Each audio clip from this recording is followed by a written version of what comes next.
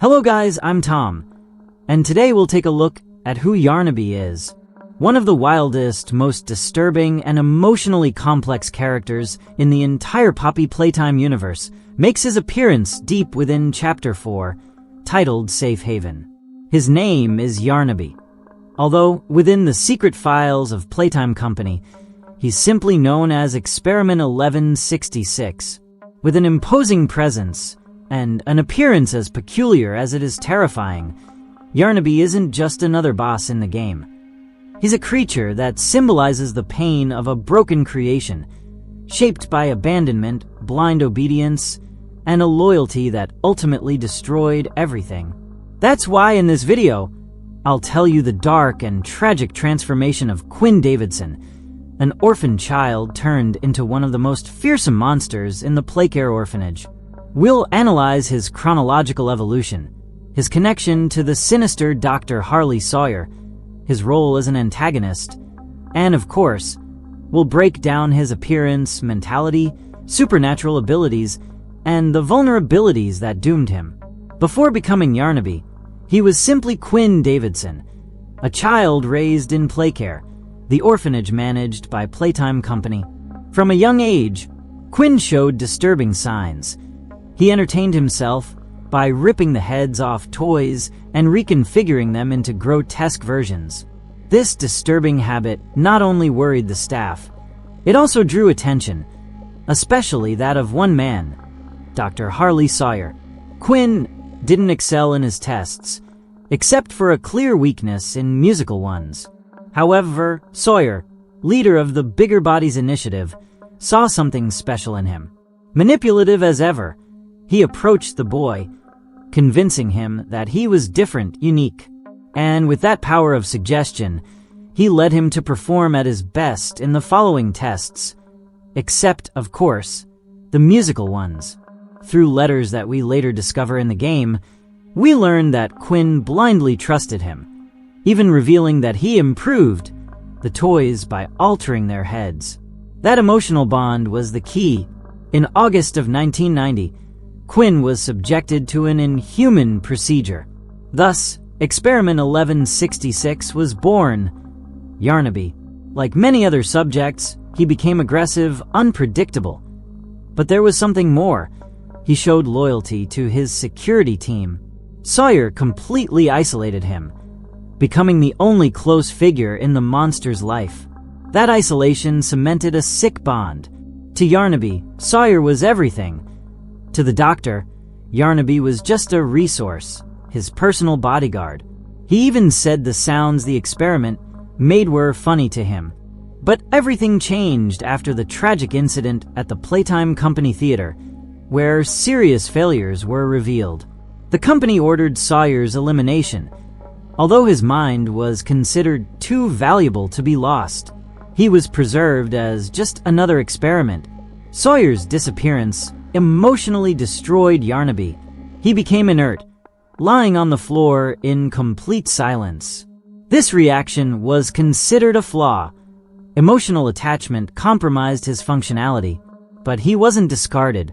Over time, and after the event known as the Hour of Joy, the Doctor, now transformed, regained control, and used Yarnaby once again as his tool of destruction. During Chapter 4, when the player accesses an observation room, it's Dr. Sawyer himself who decides to release Yarnaby. The monster, furious, tries to smash the glass to catch the protagonist, but when he fails, he flees through a tunnel and begins his hunt.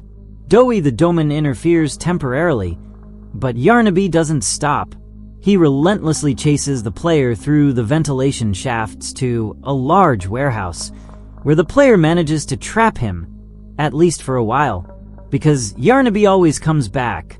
When the player attempts to reach the area known as No Man's Land, Yarnaby reappears, emerging from a massive metal door.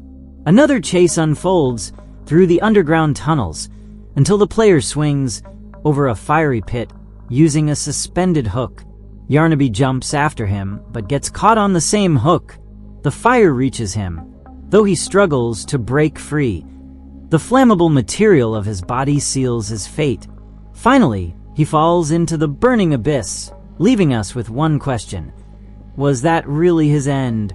And, well, now that we've covered his story in depth, I want to talk to you about Yarnaby's physical appearance, what we know about his personality and behavior, and I'll explain his incredible abilities and known weaknesses. With an appearance as striking as it is terrifying, Yarnaby stands out as one of the most visually impactful creatures in all of Poppy Playtime. Chapter 4. Its unique design blends the adorable with the disturbing, a quadrupedal being with feline traits, made entirely of multicolored yarn ranging from purple to electric blue. At first glance, it looks like a hand-knitted toy, chaotic and vibrant, but beneath that facade lies a lethal threat. Its limbs are long and sturdy, with an intense amber hue, ending in 3 retractable metallic claws capable of slicing with surgical precision. Though its silhouette resembles that of a lion or large feline, Yarnaby has no tail, and its face presents a strange dichotomy. A rounded, bright yellow head with a painted-on fake smile and large black eyes that might seem harmless at first. However, right at the center of the face is a vertical line that reveals its true mouth. When it opens, the head splits in 2, revealing a cavity filled with worn-down fangs, bloodied gums, and a second hidden jaw within its throat. This structure suggests that even its own body can cause it harm if it closes too abruptly. In terms of size, Yarnaby commands respect. It stands around 2 meters tall in its natural posture and stretches up to 4 meters in length. Its shape evokes the softness of a plush toy, but with the soul of a wild and violent beast. Despite its intimidating appearance, Yarnaby maintains a childish, almost mischievous personality. It tends to speak in rhymes, something highlighted in its promotional material within the game. According to Playtime Company records, Yarnaby was initially a docile, obedient, and curious experiment, showing no signs of aggression toward humans. Unlike other test subjects, it seemed to enjoy interacting with its caretakers. The only true emotional bond it developed was with Dr. Harley Sawyer, whom it followed blindly, even when the doctor treated it with coldness or indifference. After the doctor's death and the catastrophic events of the Hour of Joy, Yarnaby experienced a drastic shift in behavior. It became aggressive, territorial, and extremely protective over anything that once belonged to its creator. It turned into a violent but disciplined creature, capable of following orders even after the disappearance of the one who gave them. Yarnaby displays remarkable persistence, notable tactical intelligence, and animalistic brutality, making it a formidable enemy. It often roars like a true beast, causing psychological terror before attacking. On the battlefield, Yarnaby doesn't mess around. Its physical strength rivals that of apex predators like tigers or lions. Combined with its speed and agility, this creature can move quickly through tight spaces, hallways, and vents. But what truly makes it deadly is its ability to move in complete silence, turning it into an almost invisible predator until it's too late. Its bites, equipped with a double jaw, are made to tear apart. Its retractable claws give it surgical precision in combat. But perhaps the most unsettling aspect is its ability to emit distorted and sinister musical sounds, a kind of dissonant melody it uses as an intimidation tactic before striking. However, like any experiment, Yarnaby isn't perfect. Its limited cognitive ability makes it susceptible to traps and deception. And its greatest weakness is its own body. Being made of highly flammable yarn, fire becomes its worst enemy.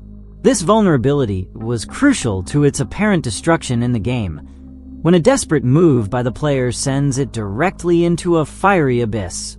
And that's everything we know so far about Yarnaby, also known as Experiment 1166.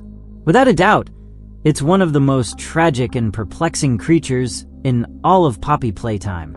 At first glance, it may seem harmless, almost like a messy plush toy made of colorful yarn. But behind that childish facade lies a being marked by abandonment, broken loyalty, and suppressed rage. Personally, I find it a fascinating mix of cuteness and horror, as if a toy had learned to suffer. But now I want to know what you think. Had you heard of Yarnaby before this video? Do you find it more adorable or terrifying? And if you met it face to face, would you trust it or run away? Leave your answers in the comments, and tell me what you think about this enigmatic creature from the Poppy Playtime universe. As always, thanks for watching the video. I truly appreciate it. If you liked it, share it to support the channel, and don't forget to subscribe so you don't miss any of my new videos.